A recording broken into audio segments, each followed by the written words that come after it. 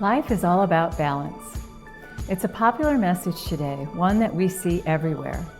A recent article proposes that the key to achieving a balanced life is simply this: thoughtfully schedule your time. I would advocate that it's equally important to pay attention to the scheduling of your resources. Hi, I'm Coach Kim from NuStart, and I'd like to talk to you about how to create a healthy, balanced budget.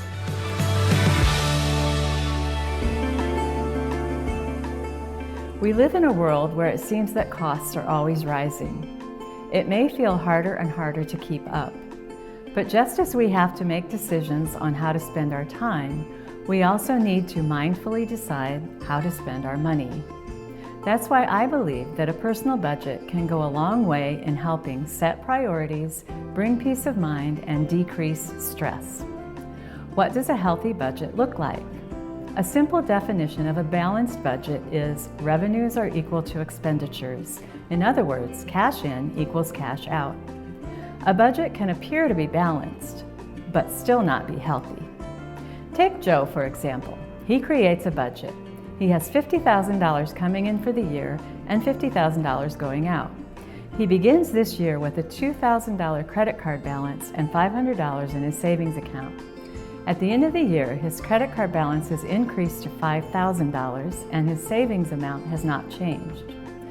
Suppose instead that Joe, with the same $50,000 coming in, managed to reduce his credit card debt to $500 by the end of the year and also increased his savings account to $1,000. Which scenario would put him in a better financial position? Clearly, the second one is better in that Joe's debt is less at the end and he has more cash in savings. If we look more closely at the first scenario, we see that Joe's budget is not really balanced. He actually spent $3,000 more than he made because he financed some purchases with his credit card. Budgets are generally considered short-term plans, typically set for 1 year. But they should be created with long-term goals in mind. Often the emphasis is on covering day-to-day living expenses. Yet it is in the day-to-day choices we make that wealth is created. If you would like to see positive change in your financial situation, you may want to consider a new approach to budgeting. The most common way to create an annual plan is to look at the previous year's expenditures and make minor adjustments. It's not likely that you'll see much positive change with just these little tweaks. It may be time for a complete budget overhaul. A method called Zero-Based Budgeting, or ZBB, may be what you need. In ZBB, each expense category must be justified from the ground up. In other words, instead of continuing to spend the same amount as last year on clothing or food or entertainment, you start over with each line item. How much do you really need to spend on clothing for a year?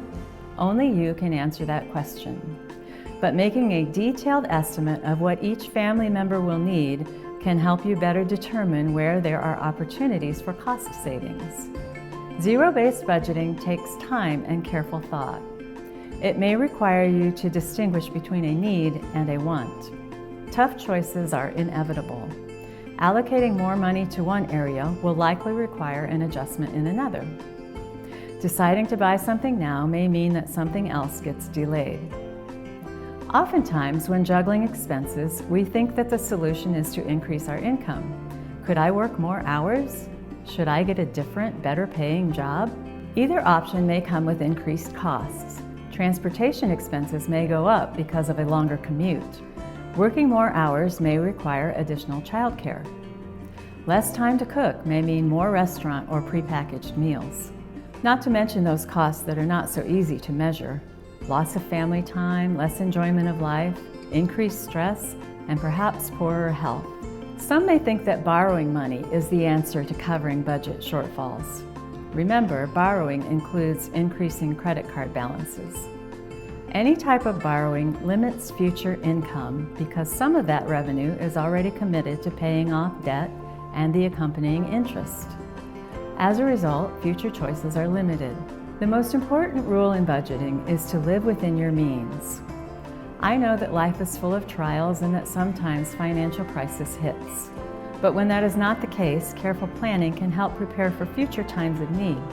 It may be a good time to ask, how much do I really need to live on? The American dream entices us to continually increase our standard of living. What if we considered doing the opposite? What if we simplified, downsized, cut back on work hours, drove a 15-year-old car, wore secondhand clothing? Think of what you would do with extra funds that were freed up through budget planning. You could give to charity, pay off debt, save for the future, go on more adventures. The possibilities are endless.